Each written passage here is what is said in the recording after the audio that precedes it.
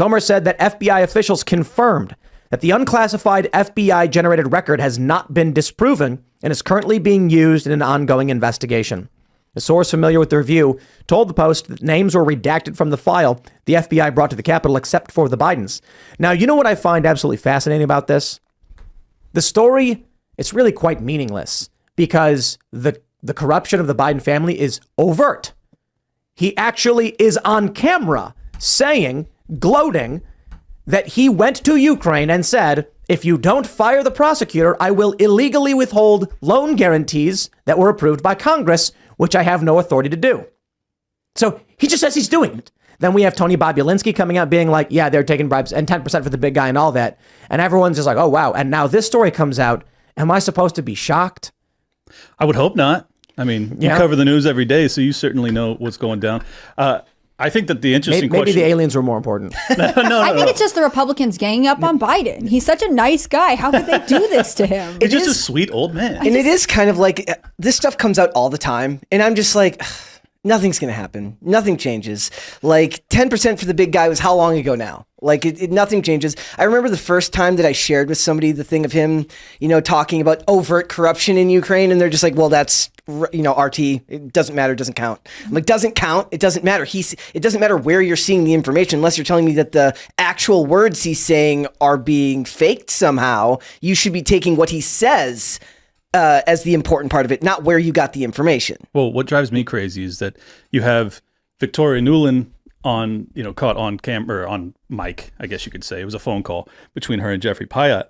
And you have that plus Biden bragging about withholding $1 billion worth of aid. You have all of these whistleblowers that have come out about different things that transpired in Ukraine in the lead up to Russia's invasion. And yet if you bring it up, it's apologia for Putin somehow. It's like, that's so nonsensical. Like the groundwork was being laid for that conflict for years. And it's infuriating that to just mention it automatically means that I support Russia's invasion. It's like, no, I'm just trying to have a full spectrum analysis of what's transpired. I have a theory.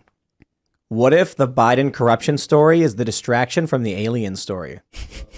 Like the alien story comes out and they're like, uh-oh, cat's out of the bag. Quick, say Biden's corrupt. This is like the third time that aliens have been a distraction. I swear. Yeah, right. Like Joe Rogan had something in 2020, right when Quid Pro Quo came out. Then suddenly aliens were real again. Like it happens every 6 months now. I am actually in the camp that I believe that there is some fire to this smoke with the aliens. Like we've been following this. I mean, if you're in the conspiracy theory realm at all, you've been following this your entire life. So the fact that they're now kind of like dribbling out more and more factual evidence to support that thesis, I tend to think that there's probably something there, but at the same time, the timing, Every time. Yeah. Every time something happens. I'm telling you, we just need to hold out. If we stay focused on the Bidens long enough, they'll conform all kinds of things, like the JFK thing, like who was behind that? I'm just saying, if we can stay focused, they'll cave and give us their secrets. What I want to know they're is throwing out all of they're declassifying everything in an effort to hold back Joe Biden. Mm-hmm. They're like, oh no.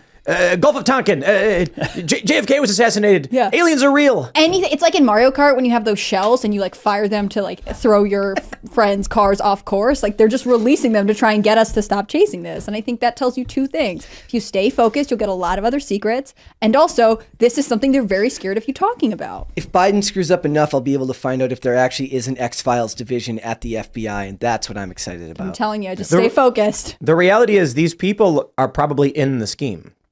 And the reason why they're worried about it getting out is because they are the criminals. That's it. Biden can't do this alone. Someone's got to cover for him. Someone's got to... Look, if Joe Biden is engaging in business activities, of course that's going to hit the intelligence agencies. They're going to see these activities. So someone has to be going in and sweeping things up. Well, I think that's definitely true. And I think that the Epstein case kind of demonstrated that as well, where, once you start to see these patterns of cover-ups that don't seem to make a lot of sense. But when you realize this is probably to build compromise on American officials, you're like, oh, no, I understand why you guys are covering up for them, because this is all part and parcel of the same operation.